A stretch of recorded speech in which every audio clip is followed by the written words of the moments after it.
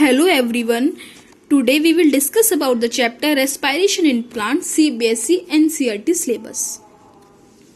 Respiration in Plant हमने इस chapter की प्रीवियस वीडियो में इंट्रोडक्टरी लेक्चर देखा था और इस वीडियो में हम इस प्रोसेस को पढ़ते हैं ग्लाइकोलाइसिस। ग्लाइकोलाइसिस जो टर्म ऑरिजिनेट हुई है वो ग्रीक वर्ड से ऑरिजिनेट हुई है, जिसमें ग्लूकोज का मतलब है शुगर और लाइसिस का मतलब है स्प्लिटिंग, यानी कि शुगर को तोड़ने के लिए जो प्रोसेस है उसको बोलते हैं ग्लाइकोलाइसिस। जो स्कीम ग्लाइकोलाइसिस दी है वो 3 साइंटिस्ट ने मिलकर दी है। फर्स्ट गॉस्टेक एम्बिडन, सेकंड ओटो मेयरहोफ, थर्ड जे पारेनस। इनको बोलते हैं ईएमपी पाथवे, यानी कि ग्लाइकोलाइसिस का सेकंड नेम ईएमपी पाथवे भी हो सकता है। जो प्रोसेस ग्लाइकोलाइसिस है वो सेल के साइटोप्लाज्म में होती है। ग्लाइकोलाइसिस का मतलब है शुगर को तोड़ने वाला प्रोसेस। इसमें क्या होता है, जो ग्लूकोज 6 कार्बन का मॉलिक्यूल है उसको हम तोड़कर 3 कार्बन के मॉलिक्यूल में कन्वर्ट करते हैं। इससे क्या होता है, हमें एनर्जी मिलती है एटीपी की फॉर्म में। जो ग्लूकोज से पायरुविक एसिड तक तोड़ने के लिए जो प्रोसेस होती है उसको ग्लाइकोलाइसिस बोलते हैं। ये 10 स्टेप की प्रोसेस होती है टोटल। आइए हम इसे पढ़ते हैं। सबसे पहले हम राइट साइड में देखते हैं ग्लूकोज 6 फॉस्फेट। ग्लूकोज 6 फॉस्फेट बना, पहले ग्लूकोज से ग्लूकोज 6 फॉस्फेट बना, यानी कि एक फॉस्फेट ऐड हुआ। यहाँ पर एक एटीपी हमें खर्च करनी पड़ रही है, एटीपी से एडीपी बना। ग्लूकोज 6 फॉस्फेट कन्वर्ट होता है फ्रक्टोज 6 फॉस्फेट में। फ्रक्टोज 6 फॉस्फेट कन्वर्ट होता है फ्रक्टोज 1,6 बाइफॉस्फेट में, यानी कि दो फॉस्फेट यूज हो गए। यहाँ पर भी हमें एक एटीपी खर्च करनी पड़ रही है। फ्रक्टोज 1,6 बाइफॉस्फेट जो होता है 6 कार्बन का मॉलिक्यूल होता है। अब ये टूटा 3 कार्बन के मॉलिक्यूल में, 2 अलग अलग। एक बना ट्राइओस फॉस्फेट, दोनों ट्राइओस फॉस्फेट बने लेकिन इनके नेमिंग अलग अलग हो गए। पहला बना ग्लिसरल एल्डिहाइड 3 फॉस्फेट, दूसरा बना dihydroxy acetone phosphate.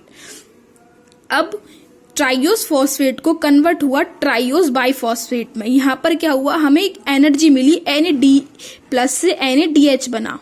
ट्राइओस biphosphate convert हुआ ट्राइओस फॉस्फेट में। यहाँ पर भी हमें एटीपी मिला, एडीपी से एटीपी बना, तो यहाँ पर भी हमें एनर्जी मिली। ट्राइओस फॉस्फेट कन्वर्ट हुआ 2-फॉस्फोग्लिसरेट में। 2-फॉस्फोग्लिसरेट कन्वर्ट हुआ फॉस्फोफिनोल पायरुवेट में।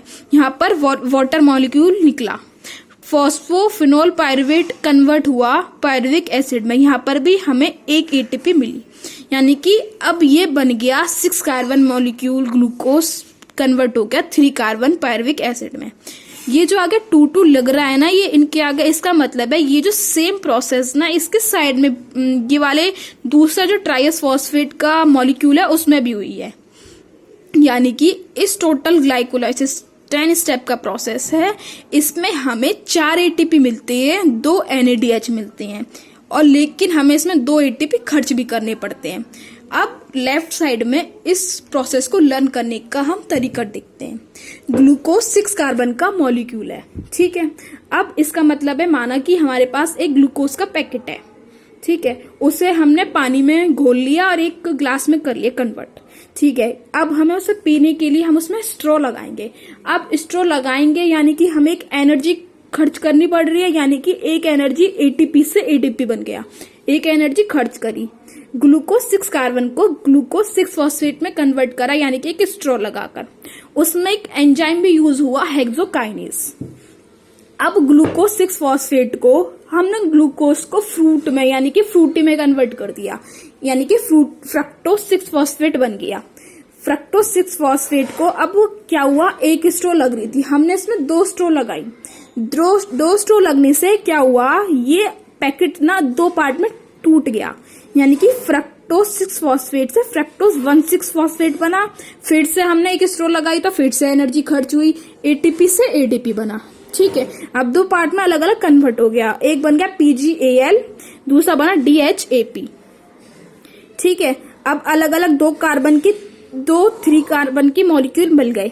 अब PgAl से बना BPGA, जिसमें कि NAD से NADH मिल गया हमें। BPGA से बना 3PGA, वहां पर हमें एक एटीपी मिला। 3PGA से मिला 2PGA, 2PGA से बना पैप से पायरुविक एसिड, जहां पर फिर से हमें एक एटीपी मिला।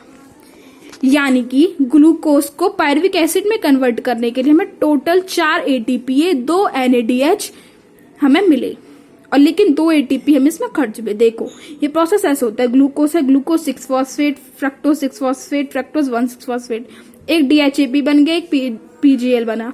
ये लेफ्ट साइड हो गया, एक राइट साइड हो गया, यानी कि अलग अलग 2 प्रोसेस सेम वही चले लेकिन अलग अलग चले। ठीक है, अब ग्लाइकोलाइसिस जो होता है वो 10 स्टेप का प्रोसेस है।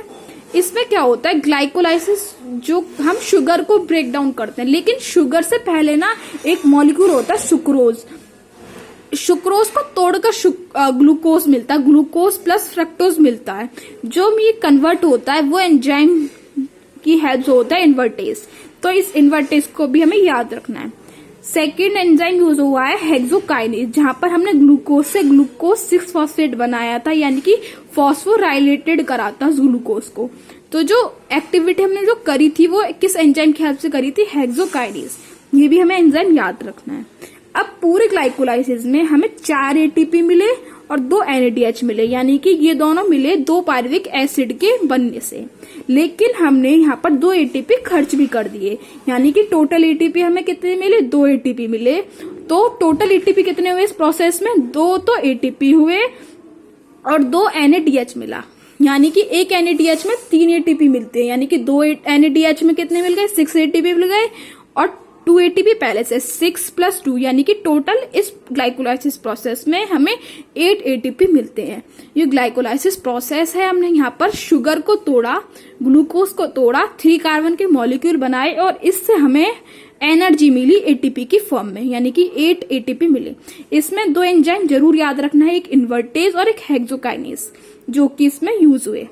सो आई होप कि सब समझ में आ गया होगा। So thank for watching.